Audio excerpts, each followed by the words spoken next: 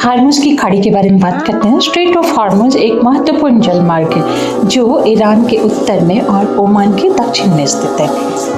फारस की खाड़ी, पर्शियन गल्फ जो है और फिर ओमान, गल्फ ऑफ ओमान जो है और अरबियन, ये तीनों को जोड़ता है ये गल्फ स्ट्रेट ऑफ हार्मुज। अगर हम इसकी ज्योग्राफी को देखें तो हार्मुज की खाड़ी लगभग 167 किलोमीटर लंबी है और मात्र 33 किलोमीटर चौड़ी है। लेकिन ये विश्व के जो तेल व्यापार है, ऑयल ट्रेड, उसके लिए बहुत ही महत्वपूर्ण चोक पॉइंट बनाता है। ये जो खाड़ी है वो ईरान और ओमान के क्षेत्रीय जल में स्थित है, इसलिए इसको अंतर्राष्ट्रीय जलमार्ग कैसे मानते हैं ये हम देखेंगे। अगर हिस्टोरिकल सिग्निफिकेंस देखें तो हार्मुज की खाड़ी जो है वो एक महत्वपूर्ण ट्रेड रूट है। प्राचीन समय से ही यहाँ पे चीनी मिट्टी, हाथी दांत और रेशम जैसे सामानों के व्यापार के लिए उपयोग किया जाता था।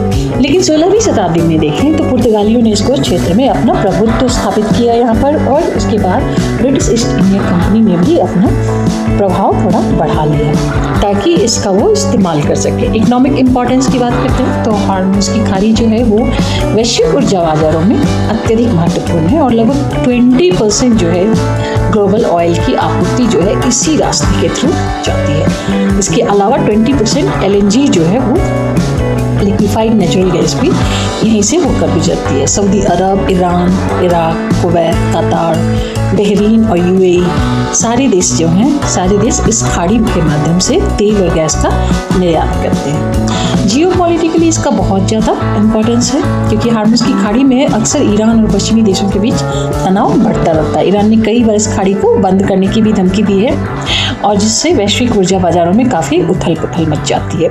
जो कॉन्फ्लिक्ट्स एंड डिस्प्यूट्स हैं यहाँ पर हार्मुज की खाड़ी को लेकर कई संघर्ष और विवाद हमेशा से होते रहे हैं।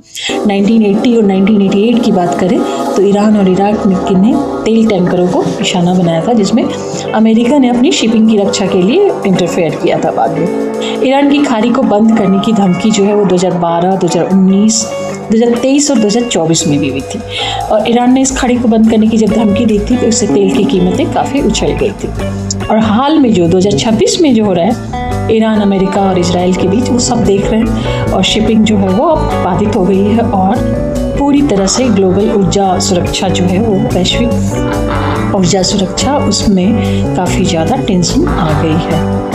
अगर हार्मुज की खाड़ी के बारे में और जानना है तो ये वैश्विक ऊर्जा बाजार के लिए इसलिए ज़्यादा महत्वपूर्ण है क्योंकि यहाँ पे पर्शियन गल्फ और से जो आता है जो तेल और वहाँ की गैस, उसका एक्सपोर्ट करने के लिए प्रमुख मार्ग है और 20% एनर्जी सप्लाई इस तरह से ही होकर गुजरती है। इसके चारों तरफ अगर हम देखें तो ईरान है, ओमान है, UAE है और कुवैत, इराक, सऊदी अरब, कतार और बहरीन है। जो यहाँ पे मेजर पोर्ट है हार्मुज की खाड़ी का वो बंदर अब्बास है जो ईरान में है, और फुजीरा है जो UAE में है, खोरफक्कान है जो UAE में है और मस्कट जो ओमान में है और दोहा कतार में। जो स्ट्रैटेजी है यहाँ पे सिक्योरिटी की वो एक हमेशा टेंशन बनी रहती है क्योंकि इसकी वजह से काफ़ी कॉन्फ्लिक्ट्स जो है हमेशा होता रहता है और जो ही इस एरिया में कॉन्फ्लिक्ट शुरू होते हैं तो उसके बाद जो है तेल का सप्लाई जो है वो ठप पड़ जाता है और इसलिए हमेशा अंतर्राष्ट्रीय स्तर पर कोशिश होती रहती है कि ये जो मिडिल ईस्ट का जो ये पार्ट है उसमें यहाँ पे हमेशा शांति और स्थिरता बनी रहे। सो वीडियो कैसा लगा जरूर बताइएगा। Thank you very much. और कुछ पूछना हो तो आप कमेंट में पूछ सकते हैं और मैं कमेंट में ही जवाब दे दूंगी। अगर 2024 में हम देखें तो इस खाड़ी में जो है 2 करोड़ बैरल तेल जो है वो क्रॉस किया, जिसमें एशियाई देश भी शामिल है।